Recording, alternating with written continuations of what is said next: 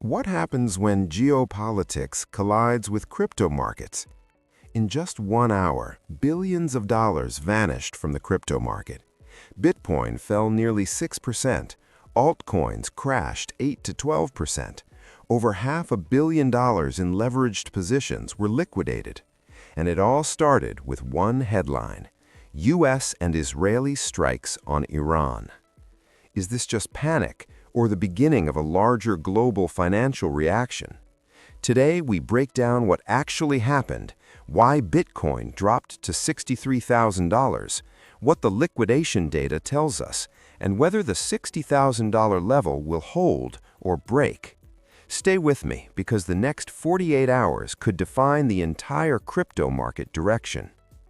The crypto market reacted sharply after reports confirmed that the United States and Israel launched missile strikes targeting Iran. Israeli Defense Minister Israel Katz described the strike as preemptive. Reports indicated that U.S. forces were involved in the coordinated action. Following this, Iranian officials warned of a potential severe retaliation. This immediately raised fears of regional escalation in the Middle East. Now, why does this matter to crypto? Because Bitcoin and the broader crypto market are considered high-risk assets. Whenever geopolitical tension rises, investors move to safety, risk assets sell off, volatility spikes. And that is exactly what we saw. In just 1 hour, total crypto market cap fell 5.42%. Bitcoin dropped from near recent highs to around $63,400. Altcoins experienced even deeper declines. Markets do not wait for clarity. They react instantly to uncertainty. This was not just a normal sell-off. This was a leverage flush. According to data, more than $515 million in crypto positions were liquidated within 24 hours. Over 152,000 traders were wiped out. The largest single liquidation, an $11.17 million BTC USDT position on Aster Exchange. Here's what happened behind the scenes. When Bitcoin started dropping rapidly, long positions began getting liquidated. Those forced sells pushed price even lower. More positions got liquidated. The cascade accelerated. This is how crypto volatility amplifies moves. High leverage plus sudden news equals a liquidation spiral. This is why the drop felt violent and fast. It wasn't just sellers, it was forced selling. And forced selling always exaggerates price movement. Just 2 days ago, Bitcoin had climbed close to $70,000. Momentum was building, sentiment was improving, then reversal. The drop erased nearly all short-term gains. Now analysts are watching one critical level, $60,000. This level is not random.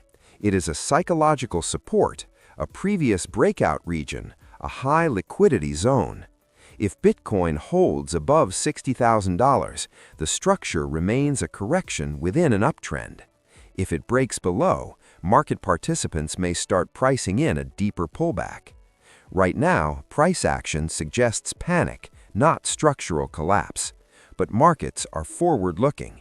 Everything depends on geopolitical escalation from here. Bitcoin dropped 6%. Altcoins dropped more. Ethereum fell around 9%, breaking below $1,850.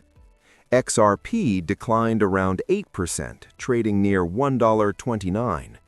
Solana, Dogecoin, Cardano, and Chainlink fell between 8 and 12%.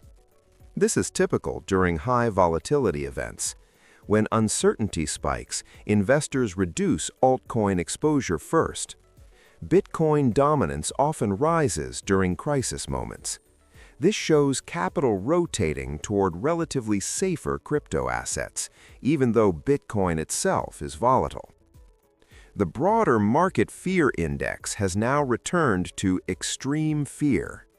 Extreme fear historically does one of two things: marks temporary bottoms or signals deeper panic phases.